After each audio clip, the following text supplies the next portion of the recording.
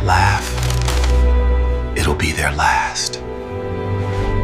I'm 45 years old, and my name is Christopher Dalton. 3 months ago, I was worth nearly $7 million, owned a successful plumbing supply company, lived in a 6-bedroom house in the suburbs, and had twin kids in college. Today, I'm going to explain how losing absolutely everything became the catalyst for discovering something that changed my life forever. When my ex-wife Natalie and her lawyer boyfriend stripped me of every single thing I owned and laughed in my face about it, I genuinely thought my life was over. But sometimes the worst disasters turn out to be blessings in disguise. And what seemed like complete destruction was actually the setup for the most incredible turnaround imaginable. Let me back up and explain who I was before everything fell apart, because you need to understand how far I fell and how blind I was to what was happening right under my nose. Understanding where I started is the only way you'll appreciate just how spectacular the ending turned out to be. Dalton Plumbing Supplies started in a rented garage in Queens back in 2004.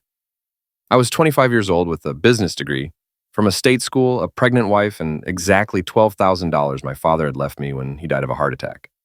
Every single morning at 4:30, I'd kiss Natalie's growing belly and drive to that garage where I'd sort inventory, check deliveries, and prepare orders until contractors started showing up around 7. They learned fast they could count on me to have what they needed when they needed it at fair prices. Word spread through the construction community and the business grew steadily. Natalie would tell me during those early years that I was working myself to passing, rubbing my shoulders as I hunched over the books at our kitchen table late at night. "The babies need a father, not just a provider," she'd say. The babies were our twins, Jackson and Emma, who arrived during a November snowstorm in 2004. I remember holding them for the first time, these tiny, perfect humans, and promising I'd give them everything I never had growing up.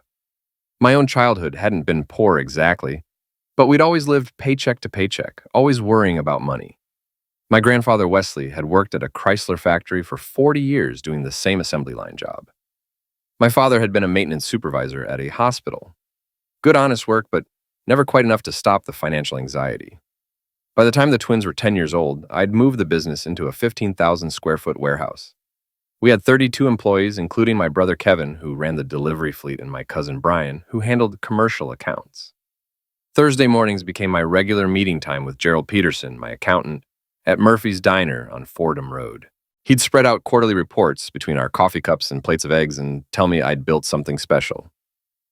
"Ray, you've got to understand," Gerald would say. "Most businesses fail in the first 5 years, and you're going on 16 years while growing 20% annually. These are exceptional numbers. The numbers were more than good, they were phenomenal." We'd landed the contract to supply the Brennan Construction Group, the biggest commercial builder in the tri-state area.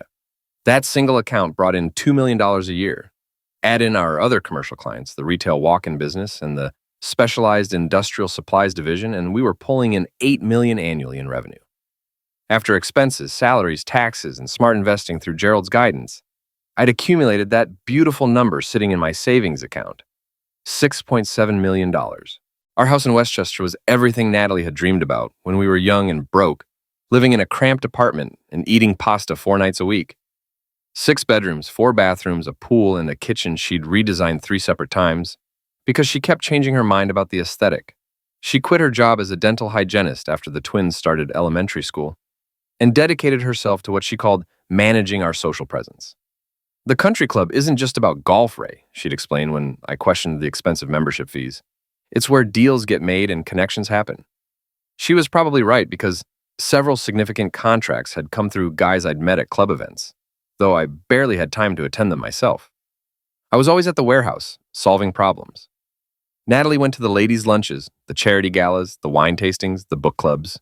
She'd come home talking about this member or that one, their vacation homes in the Hamptons, their European trips, their investment properties. Brandon Merrick's name started appearing in her stories about 2 years before everything exploded. "His practice handles all the high net worth divorces in the area," she mentioned casually. One evening, while we ate dinner, made partner at 35 years old. Can you imagine? I couldn't imagine because I was too busy actually working to pay attention to lawyers. My typical day started at 5 in the morning and ended at 8 at night. Saturdays, I'd do paperwork and inventory checks. Sundays were supposed to be family days, but more often than not, I'd get called about some emergency, a burst pipe at a job site, or a delayed shipment from a supplier that needed sorting.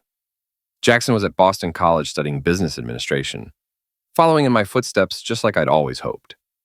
Emma was at NYU studying marketing and communications. Combined tuition ran $140,000 a year, but I paid it gladly without complaint.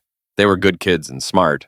They'd text me occasionally, mostly about money needs for books or social activities, sometimes just to say hi or send a funny photo.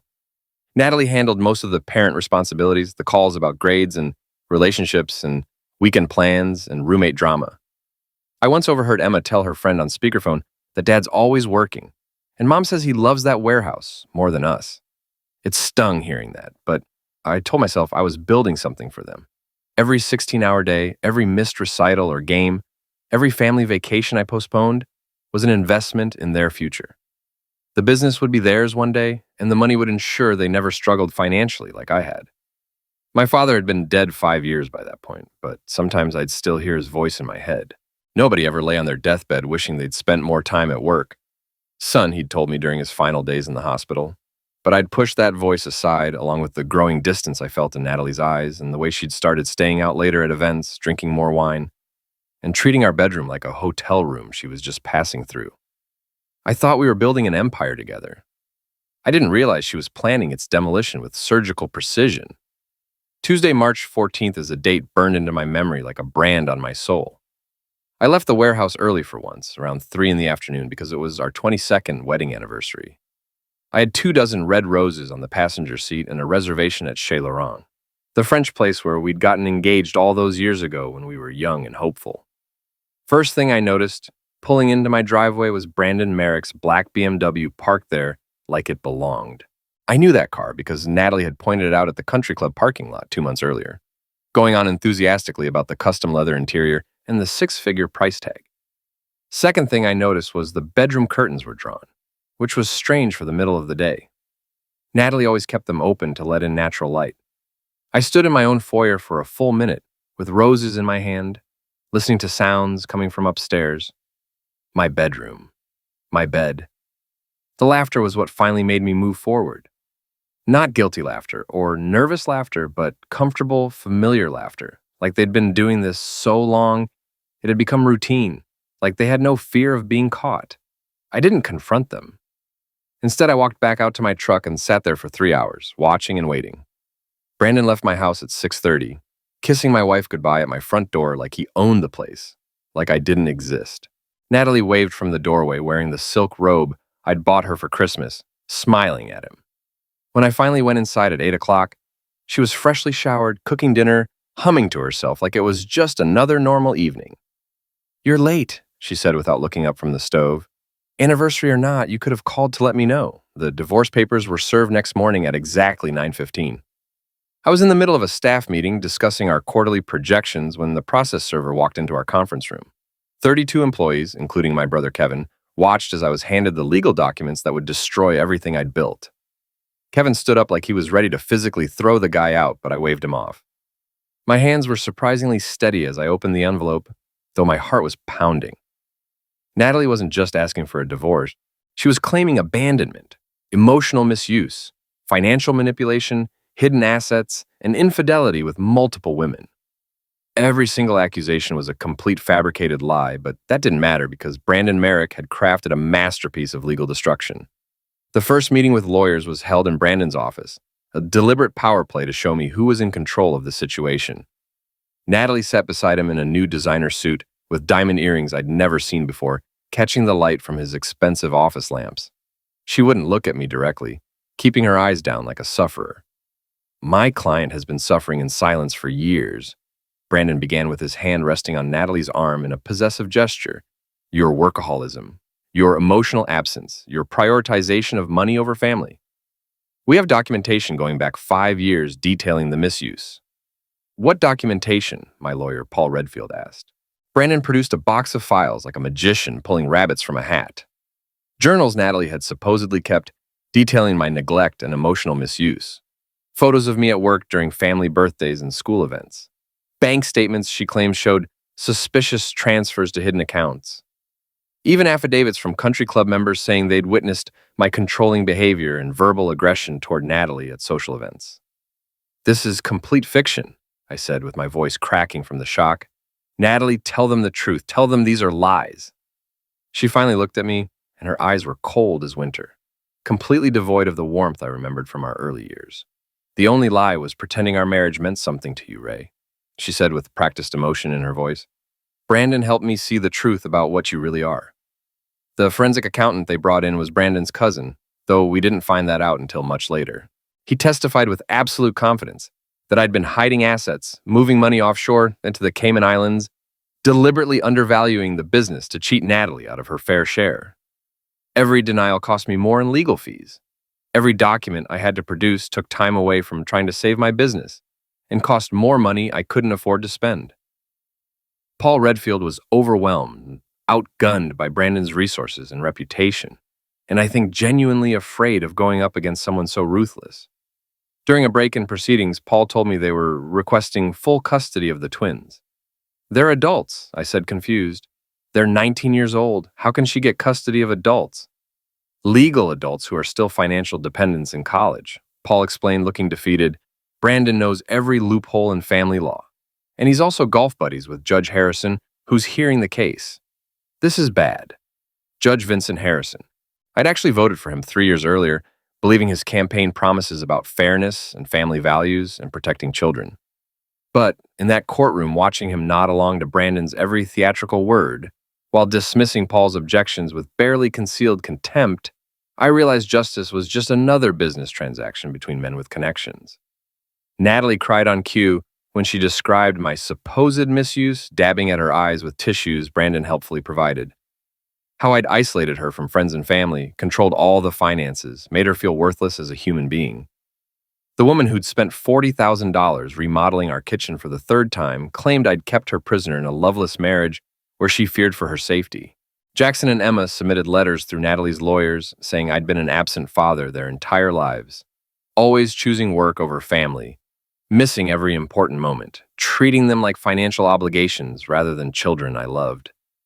Those letters felt like knives sliding between my ribs because while the misuse claims were completely false, the absence part had painful truth to it. I had missed too much. I had worked too hard. But I'd done it for them, to give them the life I never had, and now it was being used to destroy me. The final hearing lasted 6 hours. Brandon painted me as a calculating monster who'd hidden millions while emotionally terrorizing my family behind closed doors. He presented fake evidence, coached testimony, and manipulated every fact to fit his narrative. Judge Harrison's ruling was swift and brutal, delivered with the casual indifference of a man doing a favor for a friend. Natalie got the house, the business, all the savings accounts totaling $6.7 million and full custody with maximum support payments calculated on my previous high income. I was left with nothing except the clothes I was wearing and a 20-year-old Honda Civic I'd kept in the garage for sentimental reasons because it had been my first car. "This is justice," Brandon announced loudly enough for everyone in the courthouse hallway to hear as we left, making sure witnesses heard him. Then quieter.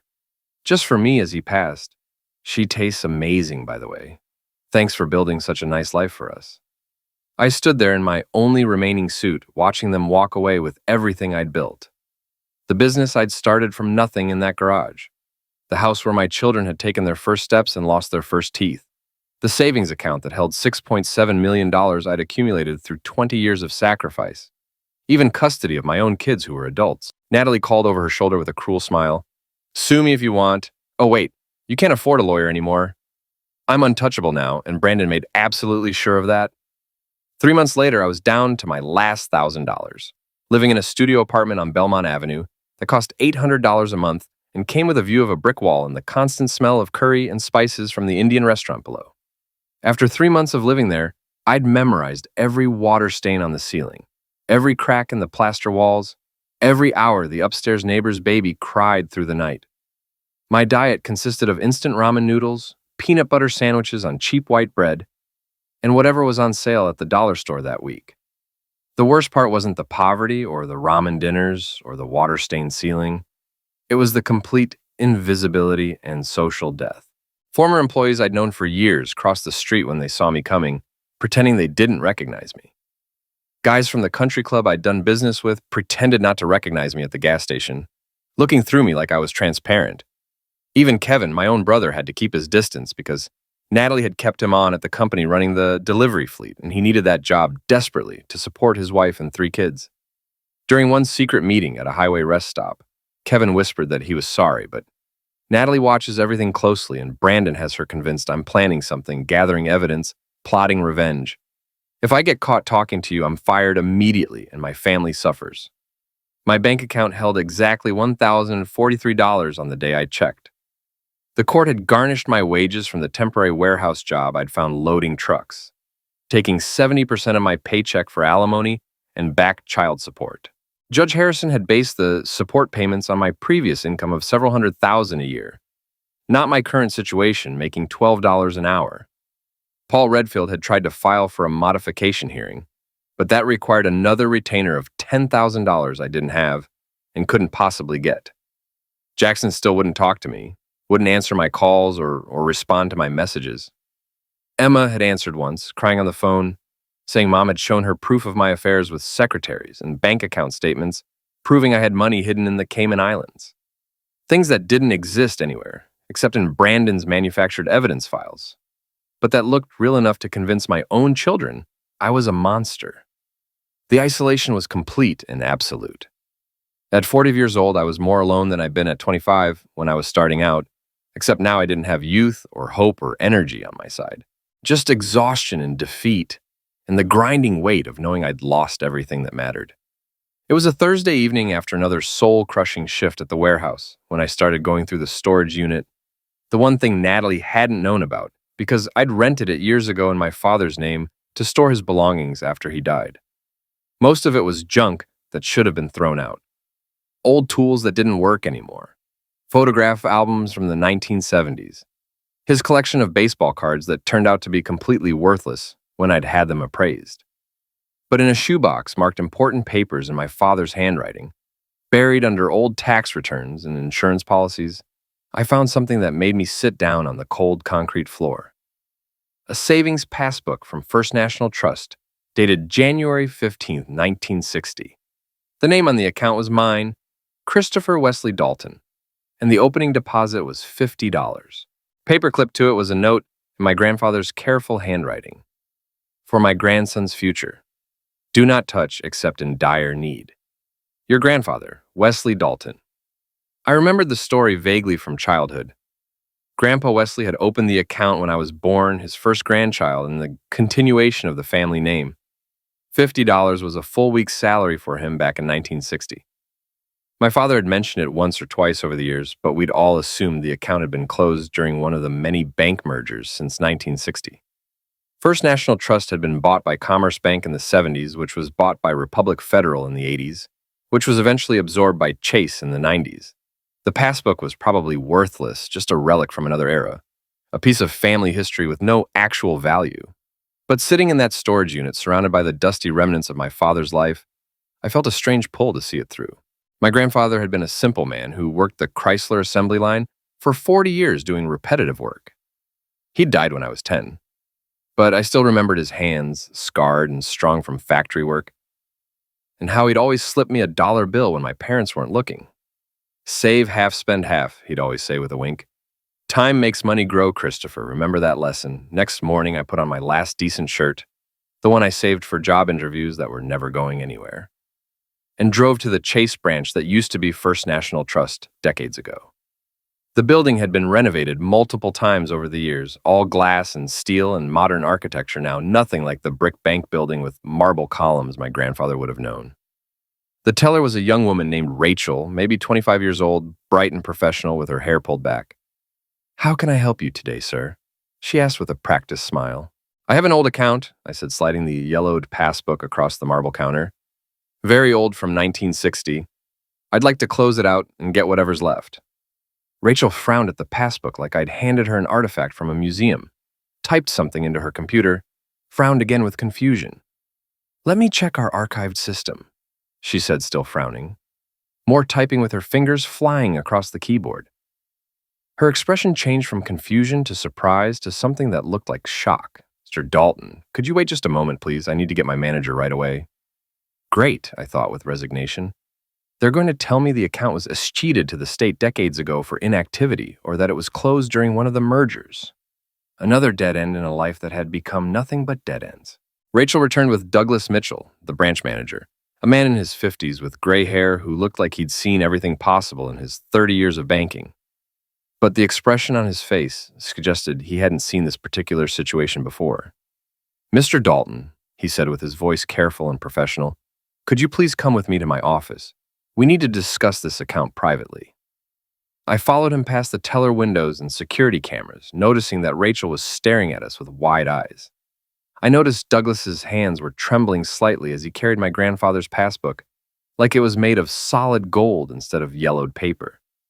Douglas's office was all mahogany furniture and leather chairs with certificates and awards covering one wall, photos of his family on the desk. He gestured for me to sit in the chair across from him, then carefully placed my grandfather's passbook on his desk like it might explode if handled roughly. His computer screen faced away from me, and I watched his fingers fly across the keyboard, his expression growing more incredulous with each keystroke. "Mr. Dalton," he began, then stopped, cleared his throat, started again. "This account is truly extraordinary. Your grandfather didn't just open a regular savings account. He opened what was called a Century Growth account, a special product First National Trust offered very briefly in 1960. He pulled out a calculator and a legal pad from his drawer, making quick notations with precise handwriting. The account was set up with compound interest at 7.5% annually, locked for a minimum of 45 years. The bank was legally obligated to honor this rate through every merger because it was a binding contractual obligation. No one could touch it, not even you, until you turned 45 years old. "I turned 45 3 months ago," I said with my mouth suddenly dry, my heart starting to pound.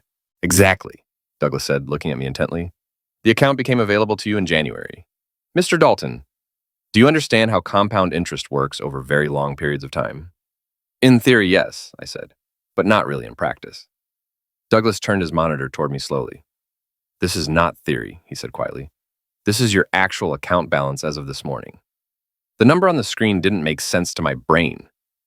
I blinked, counted the digits carefully, blinked again, 4,147, 3928. "That's impossible," I whispered. It was $50. Just $50.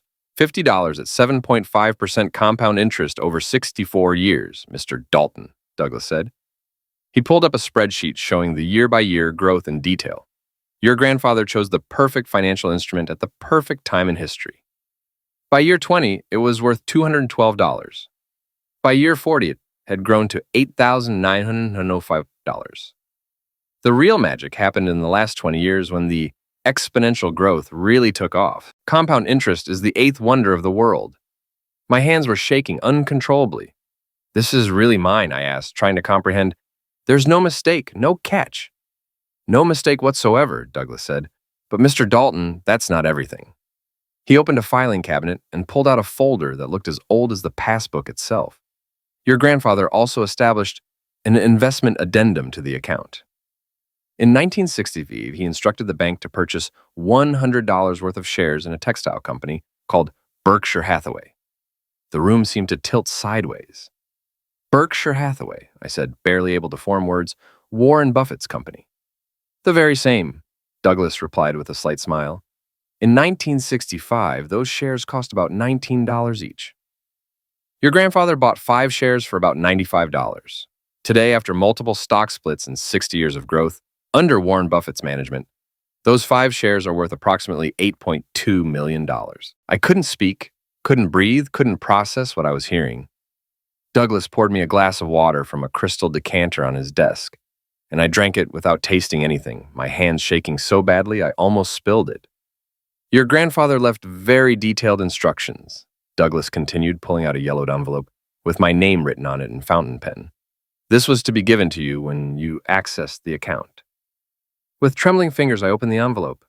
Inside, in my grandfather's careful handwriting, was a letter that would change everything. Dear Christopher, if you are reading this, you have reached the age of wisdom and found yourself in dire need. I knew nothing of your future when I wrote this, only that life has terrible storms and every man needs a safe harbor. Your father Harold is a good man, but he thinks small and safe. You, I believe, will think bigger and take risks. But even big thinkers can be brought low by circumstances they cannot control. I'm a simple man who learned 3 things in 40 years at the factory. First, money is not wealth, time is. Second, what is hidden cannot be stolen by enemies. Third, a man who seems to have nothing is often richer than a man who shows everything. I chose Berkshire Hathaway because I met a young man named Warren at a factory tour in 1965 who spoke sense about value and patience. He understood things the fancy Wall Street people didn't. Maybe it will amount to nothing. Maybe it will amount to everything. Use this gift wisely. Trust no one completely, not even those who share your bed at night. The world is full of Brandon Merricks and Natalies, though they wore different names in my day. Your loving grandfather, Wesley Dalton. P.S. Never let them see all your cards, Christopher. Never. I looked up at Douglas through blurring vision, tears running down my face. He knew, I said in wonder. Somehow he knew this would happen. There's one more critical thing, Douglas said softly. The account instructions specify very clearly that any attempt to access it before your 5th birthday would forfeit all interest and investment gains entirely. The principal $50 would be returned, but nothing else. If your ex-wife had known about this during the divorce proceedings and tried to claim it as a marital asset, she would have destroyed its value entirely and you'd have gotten nothing. The irony hit me like a physical blow to the chest. Natalie and Brandon had been so thorough, so convinced they'd found everything I owned. They'd hired expensive forensic accountants, investigated every bank account I'd ever opened, traced every transaction going back 20 years. But they'd never thought to look for something open before I was even a day old. Hidden in plain sight under the dust of decades, protected by time itself. What do I do now? I asked Douglas, feeling overwhelmed. First, we'll set you up with our private wealth management team immediately, he said. Second, I'd strongly suggest you speak with our recommended tax attorneys and financial advisors. This much money requires careful planning. Third, he smiled slightly. You might want to consider keeping this very quiet until you've made your plans. People knowing you have this kind of money can create problems. I thought about Natalie's laughing face, Brandon's smirk, Judge Harrison's dismissive gavel. Oh, I intend to be very quiet, Mr. Mitchell, I said. Very quiet indeed until the perfect moment. I walked out of that bank a completely different man than the one who'd walked in, not just because of the money, but because I finally understood what my grandfather had tried to teach me across the decades. Real power isn't what you show the world. It's what you keep hidden until the moment is exactly right to reveal it. For 2 weeks, I continued living in that studio apartment, eating ramen, going to my warehouse job, loading trucks. I told absolutely no one about the fortune now sitting in my new private banking accounts. Instead, I met quietly with Sebastian Kane, the most feared attorney in New York, and ironically Brandon Merrick's former mentor, before they'd had a falling out. Brandon was my protege, Sebastian told me during our first meeting in his penthouse office. Brilliant, absolutely ruthless, and completely without ethics or conscience. I've been waiting for the right case to teach him a lesson about consequences. Sebastian's private investigators uncovered everything over the next 10 days. Brandon and Judge Harrison weren't just golf buddies, they had a corrupt financial arrangement involving favorable rulings in exchange for cash kickbacks. The forensic accountant who'd testified against me was Brandon's cousin, had lied about his credentials and professional certifications, and had completely fabricated evidence. Natalie had been having affairs for 3 years, not just with Brandon, but with 2 other wealthy men from the country club. We're going to file for fraud, judicial misconduct, perjury, and racketeering, Sebastian explained with satisfaction. This isn't just about overturning your divorce. This is about criminal prosecution and prison time. The day Brandon was arrested at his law office was the same day I moved out of that studio apartment into a nice hotel. FBI agents walked him out in handcuffs while his partners and clients watched in shock. Judge Harrison was arrested the same afternoon at the courthouse. The local news ran the story for weeks with helicopters and reporters. Prominent divorce attorney and judge arrested in massive corruption scandal. Natalie called me screaming when all the assets were frozen by federal authorities. What did you do? She yelled hysterically. How is this even possible? You had nothing. You were broke. I had nothing you could see, Natalie, I replied calmly. My grandfather taught me that lesson, though it took me losing everything to finally understand it. The divorce ruling was completely overturned by a different judge. Natalie had to return the house, the business, and what was left of the $6.7 million she hadn't already spent on jewelry, cars, and cosmetic surgery. Brandon, facing disbarment, and federal prison, turned on her immediately to save himself, revealing in sworn testimony that she'd helped plan the entire scheme from the very beginning, that they'd been plotting it for 2 years.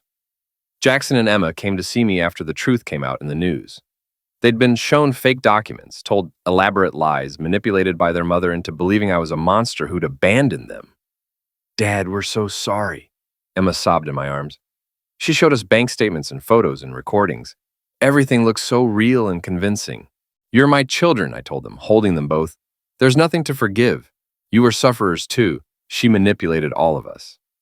I sold Dalton Plumbing Supplies 6 months later for $12 million to Brennan Construction, who still needed a reliable supplier and wanted to distance themselves from the corruption scandal. Combined with my grandfather's gift, I had more money than I'd ever dreamed of having. But I lived modestly, buying a simple 3-bedroom house in a quiet middle-class neighborhood. I established the Wesley Dalton Foundation, focusing on financial literacy for working-class families.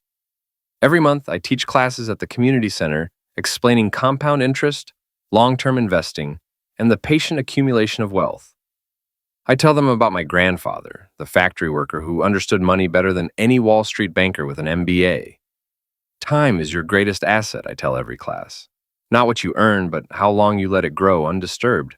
Kevin runs the foundation's day-to-day operations now, and we've helped 300 families start their own investment accounts, teaching them what my grandfather knew instinctively. That wealth isn't about showing off. It's about security, patience, and playing the long game. Natalie works as a receptionist at a dental office now, the same type of job she had when we first met. She's living with her sister in a small apartment, driving a 10-year-old Toyota. Brandon was disbarred and sentenced to 3 years in federal prison. Judge Harrison got 5 years and lost his entire pension. Sometimes justice does win, it just takes patience and the right moment.